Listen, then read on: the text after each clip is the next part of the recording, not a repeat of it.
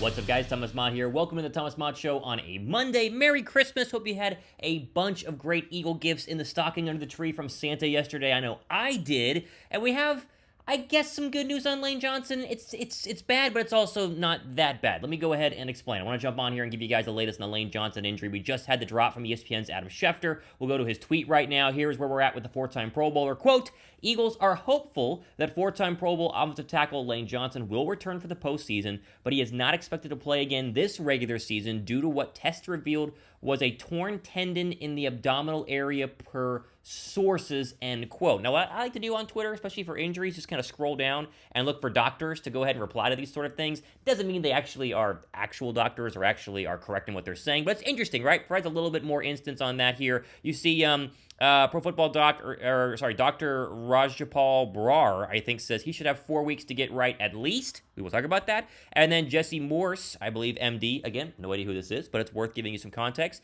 Huge blow, torn tendon in the abdomen area can cause range from abductor groin to hip core to abdominal oblique muscles. 4 weeks may not be enough.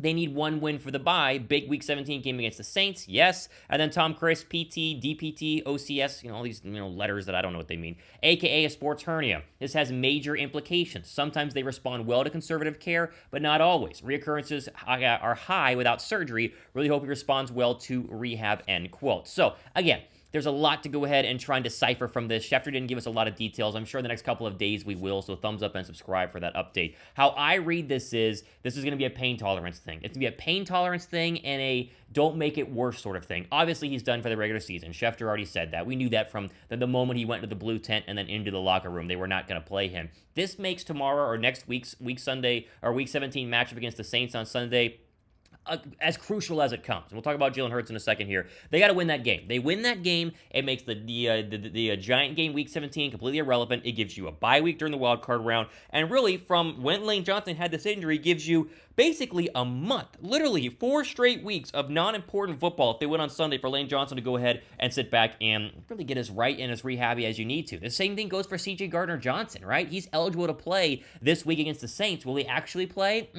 That lacerated kidney would tell me no, and he doesn't need to play because if they win, then he has 3 more weeks to go ahead and get right. So the big news here is it's not season ending. This is not, done for the rest of the year.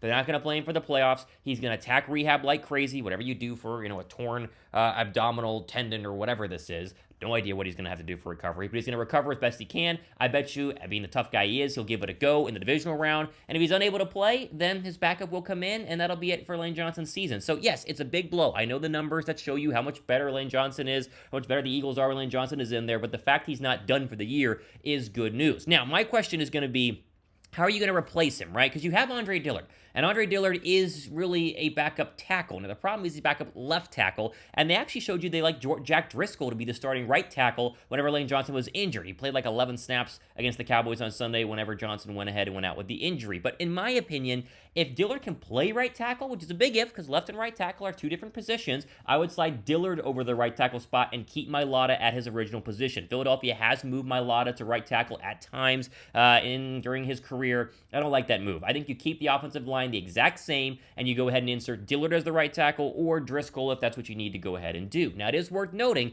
Jack Driscoll did hold up pretty well in those couple of snaps after Lane Johnson went out. Now, the 4th down play for Gardner Minshew that eventually ended the football game, some pressure came from his right side, but Driscoll is a very capable backup right tackle, and listen, Jeff Stoutland's the best offensive line coach maybe in the history of the National Football League. He's going to have time to get these guys right. So, again, it's bad news because Johnson's out, but it's not the end of the world like a season-ending ACL injury or an Achilles tendon or something brutal that's going to, impact his career going forward. I think this is going to be huge for Johnson to continue the career and at least play a couple more seasons in Philadelphia. But it does mean they will have to go ahead and make some adjustments there, and we'll have a lot more updates here on the Thomas Mott Show regarding what's going on with his injury in terms of who they want to replace with and how long he's going to be out and stuff like that. So thumbs up for this. Again, I want to jump on here early on a Monday morning, give you guys the update on Lane Johnson as soon as it came out. And so far, it's bad, but it's not as bad as it could have been. I keep saying that. Like, I thought for sure he was done. Like, I'm watching that game, and I didn't get to react to the game because it was Sunday, and I wanted to spend time with my family and stuff. But brutal game overall, right? Turnovers were a big problem. Defense not playing well. We get all of that. But it felt like we really lost the war instead of just losing the battle when Lane Johnson went to the locker room. I was scared to death he was done for the year. The fact he's actually able to possibly come back in the playoffs is really good news. Thumbs up for that.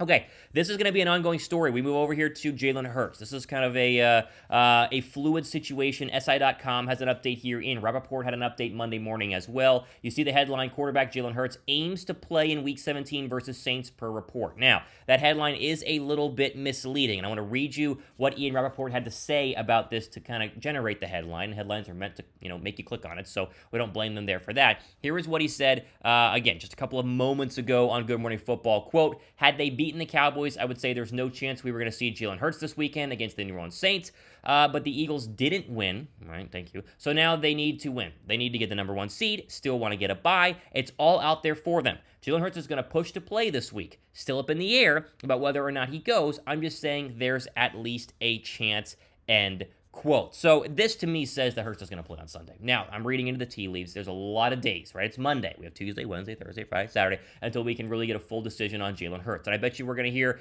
multiple stories between now and Saturday. In fact, for a lot of Jalen Hurts headlines here in the Thomas Mott Show, along with all the other NFL stuff that we talk about, I think he eventually will play. Like I said, knowing Jalen Hurts, right, watching from afar, not knowing him, but knowing Jalen Hurts, this kid wants to play. He understands how important the Saints game is, and he understands that if they lose the Saints game on Sunday, you then create another very important matchup against the Giants, and the Giants are going to be playing full strength Week 18 because they got to win to make a wild card, a wild card playoff berth. So they have got to win this game. I think Hurts is going to go to Sirianni. He's going to get the thumbs up from the trainers who are going to say, yeah, Jalen, you're probably fine. We wouldn't do it, but you'll probably be fine. He's going to get the shoulder shot up. Going to throw him out there, and he's going to go win this football game through hell or high water. And he's going to run around. He's going to take hits. We're all going to cringe, but this is who Jalen Hurts is. And Jalen Hurts understands, again, they need this 1 seed. They need this 1 seed for a bevy of reasons. 1, right, the bye weeks, right? The bye week plus the Week 18, you get double bye weeks, right? And 2, most importantly, a lot of guys are going to go ahead and get healthy, and home field goes through Philadelphia. We don't understand how important that is. You make San Francisco travel across the country and play in cold weather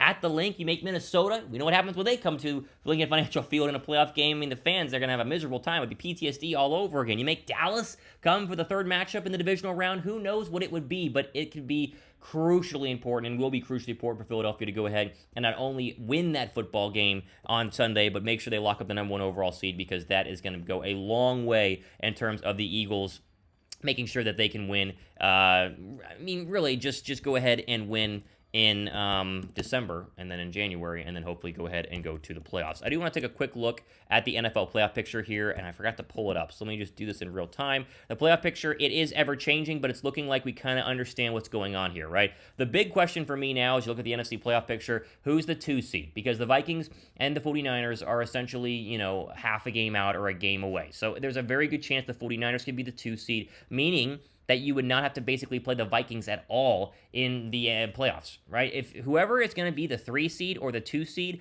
Philadelphia will avoid until the NFC Championship game. It's very likely Philadelphia will play the Dallas Cowboys as the 5-1 matchup in the divisional round. My question is the 6 or the 7 seed, right? Are both NFC East teams going to go ahead and get in there? Is there a chance of Seattle or Detroit, maybe Green Bay? I will say this about Green Bay. A lot of people are saying, oh, what a scary team to get into the wild card round. I'm not that scared of the Green Bay Packers. Now, they might be able to go on the road, and beat the Vikings in, the wild card round as a 2-7 matchup, but Philadelphia would be able to handle Green Bay. We saw that in the past. I think that, round 2, Philadelphia's defense would do a lot better job on Rodgers and those receivers. I'm not scared of Green Bay, but I kind of hope that they get in, because then it makes it for a interesting wild card round if you got to play Aaron Rodgers, if you're the Vikings or the 49ers or the Bucs, depending on how, the rankings go overall. So there you go. There's your NFL version. Again, we want to do NFL and Eagles here, update both sides of that. I hope you guys had a great Christmas. I had a fantastic time. I got my mom a pretty cool Christmas gift that's Eagle related. I'm going to put that video up on the channel. You guys are going to like to see that. It'll be short, but subscribe, thumbs up for that. And this will be a normal week. I'm back in the studio Wednesday, back in my home studio Wednesday. So we'll be back in like an actual setup instead of just a blank wall behind me. Been traveling a lot. It's been a lot of fun. I appreciate you guys. Merry Christmas. Go Birds. And let's keep hoping that Hurts and the rest of the injured Eagles. Avonte Maddox, maybe we'll get an update on. Jordan Davis in concussion protocol. Lane Johnson. Let's just hope they all have a healthy next couple of weeks and get better and better. Talk to you guys in the next one. See ya.